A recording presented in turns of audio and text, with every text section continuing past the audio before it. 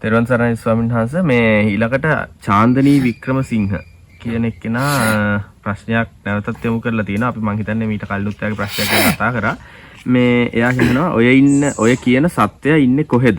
සිත සත්‍යය නෙවෙයිනේ. ශරීරය සත්‍යය නෙවෙයි කොහොමත්.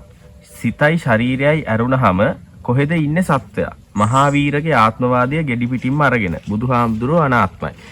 අනාත්ම වාදී කියලා කියනවා. එතකොට මේකට ස්වාමීන් වහන්සේ අපි උත්තරයක් දෙනවා නම් මෙහෙම කියන්නම්කෝ. හිත සත්‍ය නෙමෙයි ඒක හරිය. ශරීර සත්‍ය නෙමෙයි ඒකත් හරිය. හැබැයි හිත හසුරවන්නේ ශරීර හසුරවන්නේ ඒකට ක්‍රියාත්මක කරන නෙමෙයි. ක්‍රියාත්මක කරන සත්‍යය. දැන් උදාහරණ කියන්නේ මේ සිත මෙහෙවන්නේ. ඒක භාවිතා කරන්නේ සත්‍යය. භාවිතා කරන දේ අනිකක්, භාවිතා කරන්න අනිකක්. දැන් මම භාවිතා කරන එකක් තමයි මේක. මේක මම භාවිතා කරන එක. මේක මම නෙමෙයි. මේ මම භාවිතා කරන එක, පරිහරණය කරන එක. මේක මම නෙමෙයි. මේක මගේ නෙමෙයි. මේ තුල මම නැහැ. මා තුල මේක නැහැ. මේක එහෙනම් මට මුලින්මත් අහුරු වෙන්නේ මේක මම නෙවෙයි කියලා, දෙවනුවත් අහුරු වෙන්නේ මේක මම නෙවෙයි කියලා, තුන්වෙනුවත් අහුරු වෙන්නේ මේක මම නෙවෙයි කියලා. සිතටත් ඔක හොමයි. මේ විදිහටමයි සිතට. සිතත් මම නෙමෙයි. මම නෙවෙයි. සිත මගේ නෙවෙයි. සිත කොහෙත්ම මම වෙන්නම බෑ. ඒ මම නොවේ, මේක මට උන හැටි පවත්වන්න බෑ. එතකොට ගොඩක් අය ඒක අපි මුලින්ම කියන්නේ මේ වගේ ප්‍රශ්න අහන්නේ. ඒ වගේ ප්‍රශ්න අහන්නේ ස්වාමීන් වහන්සේ සක්කාය දිට්ඨිය දුරු කරගන්න බැරිව, සක්කාය දිට්ඨිය ඇති උනේ කුමක්ද කියලා හරියට තේරුම් බේරුම් කරගන්න බැරි නිසා ඇති වෙන ගැටලු. ඒක සානසේ ඒක ඒකට මේ තවත් මතක අනාත්මය කියන්නේ භාග්‍යවතුන් වහන්සේ කවදාත් මේ අනාත්මය කියලා කියන්නේ නැහැ. කිසිම තරමක මෙහානින් මේක අනාත්මය කියලා කියන්නේ නැහැ. අනාත්ම වන්නේ මොකද කියලා කියනවා. අන්න හරි. අනාත්ම වන්නේ මොකද්ද කියලා පෙන්නනවා. අනාත්ම කියන අර්ථය තමයි තමන්ගේ වශයෙන් පවත්වන්න බෑ බෑ. ඔව්. තමන්ගේ වශයෙන් පවත්වන්න බැරි දේ මොකද්ද කියලා කියනවා. මොකද තමන්ගේ වශයෙන් පවත්වන්න බැරි දේ මොකද්ද? රූපය. අනාත්ම දේ මොකද්ද? මම නොවන දේ මොකද්ද කියලා කියනවා. මගේ නොවන දේ මොකද්ද? මගේ වශයෙන් පවත්වන්න බැරි දේ මොකද්ද කියලා කියනවා. ඒ දේ අනාත්ම. ඒක අනාත්මනේ අපේ තමන්ගේ වශයෙන් පවත්වන්න බැරි නිසා. බැරි නිසා. දැන් වශයෙන් පවත්වන්න උත්සාහ කරන්නෙක් ඉන්නවා. බැරි බව දන්නේ කෙනෙක් ඉන්නවා. කොහොමද? රූපේ තමන්ගේ වශයෙන් පවත්වන්න බෑ. ඒ නිසා රූපය අනාත්මයි. රූපේ මගේ වශයෙන් පවත්වන්න බැරි මට ඒක කියන්නේ රූපය අනාත්මනේ ඇයි? රූපේ තමන්ගේ වශයෙන් පවත්වන්න බැරි නිසා. එහෙමයි. අනාත්මනේ රූපය. වේදනාව අනාත්මනේ ඇයි? වේදනාව තමන්ගේ වශයෙන් පවත්වන්න බැරි නිසා. එහෙමයි. සංඥාව අනාත්මනේ ඇයි? සංඥාව කියන ධර්මය තමන්ගේ වශයෙන් පවත්වන්න බැරි නිසා. එහෙමයි. මේ ආත්මය කියලා කියන්නේ සංස්කාරය අනාත්මයි. සංස්කාර අනාත්මයි කියන්නේ ඇයි? සංස්කාරය තමන්ගේ වශයෙන් පවත්වන්න බැරි නිසා. එහෙමයි. විඥානය අනාත්මයි. විඥාන අනාත්මනේ ඇයි හේතුව? විඥාන කියන ධර්මය තමන්ගේ වශයෙන් පවත්වන්න බැරි නිසා. මේ අනාත්මය කියන්නේ මොකද්ද? ස්කන්ධ පහ. ඒ නිකම් මේක අනාත්මය කියොත් ඒක ගැලපෙන්නේ නැහැ. භාවිතන සංකේතයෙන් කියනවා මොකද්ද අනාත්ම වන්නේ? තමන්ගේ වශයෙන් පවත්වන්න බැරි දේ කුමක්ද? අනේ රූපයයි තමන්ගේ වශයෙන් පවත්වන්න බැරි. අනාත්ම වන්නේ රූපය. තමන් නෙමෙයි. අනාත්ම වන්නේ වේදනාව. අනාත්ම වන්නේ සංඥාව. අනාත්ම වන්නේ සංකාරය. අනාත්ම වන්නේ විඥානය. ඒ බව තහවුරු වෙන අතරයි තමයි. තමන්ට තහවුරු මොකද්ද? මෙන්න මේ දේවල් මගේ වශයෙන් පවත්වන්න බෑ. එහෙමයි.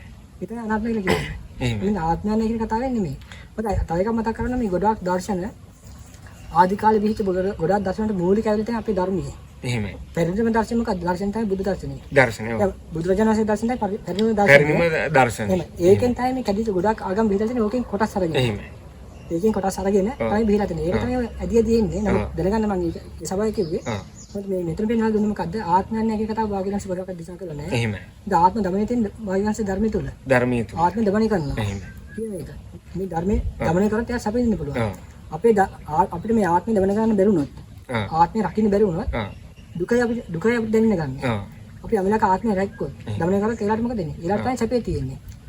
යම් කෙනෙක් සැපය බලාපොරොත්තු වෙනවා නම් අය කළේ දෙය මොකද්ද? අනිවාර්යයෙන් ඒ වෙලාවේ ඔහු ආත්මය දමනය රකින්න ඕන. දමනය කරනවා. ඒකනේ සත්තාන පුරුමේ භාවිත කියන මොකද? සත්තාන විසුද්ධියක් නෑ. පුරුෂ ධම්මසාරති. සත්‍ය දේව මිනිසුන් දමනය කරනවා. ඒ කියන්නේ ඒක මතකයි. දා කියන්නේ භාවිත නැසෙ හාගට දමනය වීම අනිත් එක ඇද්දෙන්නේ මොකද? දමනයේ ධර්ම දේශනා කරා. දන්තෝසෝ භගවා දමතාය ධම්මං දේශේති. දන්තෝසෝ භගවා දමතාය ධම්මං දේශේති. දමණය වුණු බුදුහාමුදුරුවෝ දමණය වීම පිණිස දහම් ධර්ම දේශනා. දමන වීම තමයි උපරිම සැප තියෙන තැන. ඔව්. යම් කෙනෙක් උපරිම දමන වෙන තැන උපරිම සැප. ඔව්. ඒක සානේ තවත් කියනෝනේ දැන් සන්තෝෂෝ භගවා සමතාය ධම්මං දේසිති. සාන්ත බුදුහාමුදුරුවෝ සාන්ත ස්වභාවයට පත් වුණ ධර්ම දේශනා කළා. තින්නෝසෝ භගවා තරණාය ධම්මං දේශේති. ඊතරෝ බුදුහාමුදුරුවෝ ඊතර වීම පිණිස ධර්ම දේශනා කළා. හැබැයි අද කියනෝනම් කියන්නේ මෙහෙම. නැත්තට නැති වුණු බුදුහාමුදුරුවෝ නැත්තට නැතිවීම පිණිස ධර්ම දේශනා කළා. අද කියන්නේ එහෙම එකනේ. බුදුහාමුදුරුවෝ නැත්තට නැති වුණාලු. අපිටත් බුදුහාමුදුරුවෝ කියලා තියෙන නැත්තට නැති වෙන්න කියලා. කොහොමද දැන් ඒක හොයාගත්තේ? ඒක තමයි. දැන් තමන්ගේ නැතර නැතිවීම තමන් කොහොමද එහෙම හොයාගත්තේ කියන ගැටලුවක්. ඒ කියන්නේ මට හිතෙන්නේ මේ ශ්‍රාවකයන්ගේ නැතිවීම දැකලා සතුටු වෙන සාස්ෘවරයෙක් නෙවෙයි බුදුහාමුදුරුවෝ. බුදුහාමුදුරුවෝ අපි වැඩ ඉන්නෝට බුදුහාමුදුරුවන්ගේ ඉරිසියාවක් අකමැත්තක් නැහැ. බුදුහාමුදුරුවෝ බොහොම කැමැති අපි සැපසේ වැඩ ඉන්නෝට, සුවසේ වැඩ ඉන්නෝට. ඒකයි බුදුහාමුදුරුවෝ අපිට සැපසේ වාසය කරන්න, සුවසේ වාසය කරන්න නිවනක් දේශනා කළේ. ඔබ නිවනටපත් වෙන්න. ඒ ස්වභාවය උපදව ගන්න. නිවන උපදව ගන්න. ඒ ස්වභාවය උපදව ගන්න. ඒක තමයි සාන්තම ප්‍රණීතම උසස්ම වටිනාම ස්වභාවය. කියන්නේ සැපයන් අතර අග්‍රම සැපය කියනනේ ඉහළම සැපය කියන්නේ. උසස්ම ස්වභාවය කියලානේ. එතකොට සානස හොඳ ලස්සන කාරණාව ස්වාමීන් වහන්සේ මේ විග්‍රහ කළේ බුදුහාමුදුරුවෝ කිසිම සූත්‍රයක ආත්මයක් නැහැ කියලා දේශනා කළේ නැහැ. බුදුහාමුදුරුවෝ දේශනා කරන්නෙම අනාත්ම වූ දේ මොකද්ද කියලා. අනාත්ම වූ දේ තමයි පෙන්වන්නේ. ඒකෙන් කියන්නේ ආත්මයක් නැහැ කියලා. රූපය අනාත්මයි. වේදනාව අනාත්මයි. සංඥාව අනාත්මයි. තමන්ගේ වශයෙන් පවත්වන්න බෑ. තමන් නොවේ. ඒකනේ දැන් අපි ගිය පාර වැඩසටහනෙත් අපි කිව්වේ රූපං අත්තතෝ සමුනුපස්සති. රූපය ආත්මය හැටියට දකින්නේ නැහැ. තමා කියලා දකින්නේ නැහැ. ඒකෙන් කියන්නේ ආත්මයක් නැහැ කියලා. ඉතින් මේක ඕනම පොඩි ළමයෙකුට තේරෙන්න ඕනේ. ඒකනේ අවුරුදු 7 සුනීත සෝපාක වගේ අය ධර්ම අවබෝධ කළේ. දැන් බුදුහාමුදුරුවෝ මේ ආත්මයක් නැහැ කියලා කිසිම සූත්‍රයක දේශනා කළේ නැහැ. ආත්මයේ দমনය පිණිසයි ආත්මය රැක ගන්නයි ධර්මයේ තියෙන්නේ. ඒ නිසා අපිට ආත්මයේ দমনය වෙන්නේ නැත්තේ මොකද? අපි කොයි වෙලෙත් රූපය ආත්මය කියලා ගන්නවා. ඒ නිසා රූපේ විපරිණාමයටපත් වෙනකොට ඔන්න ඔහු තුල දුක, ශෝකය, වැළපීම, දොමනස හට ගන්නවා. වේදනාව තමන් කියලා ගන්නවා. ඒ සමග පෙරලෙනවා. ඒ සමග එකතු වෙනවා. අන්න ඒ වේදනාව විපරිණාමයටපත් වෙනකොට ඔහු තුල ශෝක, පරිදේව, දුක, දෝමනස, උපායාස හට ගන්නවා. එහෙනම් යමෙක් මේ රූපේ මම කියලා ගන්න නැත්තම්, යමෙක් මේ රූපේ මගේ කියලා ගන්න නැත්තම්, මේ රූපේ මමමයි කියලා ගන්න නැත්තම්, ඔහුගේ ඒ රූපය විපරිණාමයටපත් වෙද්දී, අන්න ස්වභාවයකටපත් වෙද්දී, ඔහු තුල ශෝක, පරිදේව, දුක්ඛ, දෝමනස, උපායාස හටගන්නේ නැහැ කියනවා. ඒක අල්කසන්ස මේ රූපේ කියන්නේ අනිත්‍ය දෙයක් නේ. ඔව්. අනිත්‍ය රූපේ යම් කෙනෙක් තමන් කියලා දකිනවා නම් මේ රූපේමයි මම කියලා දකිනවා නම් රූපය අනිත්‍යද මොකද වෙන්නේ? ඔහු රූපය තමන් හැටියට දැක නිසා ඒ අනිත්‍යතාවයත් එක්ක මෙයා පිටිපස්සෙන් දුවනවා. රූපය අනිත්‍ය වෙද්දී රූපය තමන් කියලා දැක්කන් පස්සේ මොකද වෙන්නේ? රූපය අනිත්‍ය කියනකොට එයාට තියෙන්නේ මොකද්ද? එයාත් ඒ අනුවම වෙනස් වෙන්න ගන්නවා. අන්න ඒක තමයි සිද්ධ වෙන්නේ. ඔව්. අනුවම පෙළෙන්න ගන්නවා. මේ යම් වෙලාවක මේ රූපය අනිත්‍ය වෙද්දී ඒ අනිත්‍ය රූපය මම නෙමෙයි කියලා දකිනවා නම් එයා රූපය අනුවම පෙළෙන්නේ නැහැ. ඒ අනිත්‍යතාවයෙන් එයා මිදිලා තියෙන්නේ. එහෙමයි. අනිත් දුක සැප තියෙන්නේ. යම් වෙලාවක අනිත්‍යකාර ලකේ දුකයි ඒකයි මිදිලා තියෙන සැපය තියෙන්නේ. මොකද දමනය වීම කියන්නේ. දමනය වීමට අත්‍යවශ්‍ය කාරණා තමයි රූපයෙන් එන්නේ එක. රූපයෙන් එන්නේ කාට රූපය අනුව ගමන් කරන්නේ නැහැ. රූපය අනුව පෙළෙන්නේ නැහැ. අනිත් හිතේ ඔහු ස්ථාවරයි.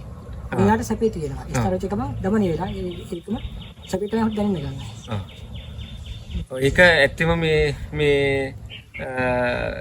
මම නෑ සත්වෙක් නෑ කියන එක හරි ගොන් කතාවක්. ඒ නිසා මේ මම දැක්ක මේ කෙනෙක් කමෙන්ට් එකක් දාලා තිබුණා මේක කියන්නේ මේ එයා කමෙන්ට් එකක් දාලා තිබුණා අපේ වැඩසටහනට මේක හරක් සතෙකුගේ නමක් දාලා මට මතක නෑ දැන් මේ හරක් වැඩක් කියලා. ඊට පස්සේ මම කමෙන්ට් එකක් දැම්මා මේ හරක නැමැති සතත් නෑ කියන හරක් ටිකක් තමයි දැන් ඉන්නේ කියලා. හරකම් නැමැති සතත් නෑ කියන සතා දැනගත්තොත් හිතන්නේ යකෝ සතා හිතනවා යකෝ අපිත් මේ මුන් නෑ කියනවා කියලා සතා හිතන පුළුවන්. ඒ වගේ ගොන් කතාවක් ඒ කියන්නේ. ඒ නිසා මේ මම නෑ මොකද අපි මුලින්ම වැඩසටහනක් කිව්වනේ මම නෑ කෙනෙක් නෑ සත්වෙක් නෑ කියන අයට කොහොම ආමන්ත්‍රණය කරා ප්‍රශ්නයක් නිදියක් නෑ. ඒ අයට අපි ටිකක් තදින් ආමයි නිසා ඒකට ඒක ගැටලුවක් වෙන විදියක් නෑ. මොකද කවුරුත් නෑනේ. හැබැයි මේ මට එහෙම කියනකොට මං කැමති නෑ. මම ඉන්න නිසා. මට එහෙම කියන්න එපා. එහෙම කිව්වොත් අපි ඉතින් ඊට අපිත් ඒකට උත්තර දෙනවා. අර මම නෑ කියන අයට කොහොම කතා කරත් ප්‍රශ්නයක් වෙන්න විදියක් නෑ. මොකද උන්ට තහවුරු වෙලා තියෙන මම නෑ කියලානේ. හොඳට විශ්වාසයෙන් තමන්නේ කියලා. හොඳටම ඒ අයට විශ්වාසය තමන් නෑ කියලා. ඒ නිසා ඒ අයට කොහොම කතා කරත් ප්‍රශ්නයක් නෑ. ඒ නිසා අපි ඒ කමෙන්ට් එකට අපි ඒ වගේ කෙටි උත්තරයක් ලබා දෙනවා. ඉදිරියටත් ඒ වගේ අහන ප්‍රශ්න වලට අපි උත්තරයක් ලබා දෙන්න බලාපොරොත්තු වෙනවා.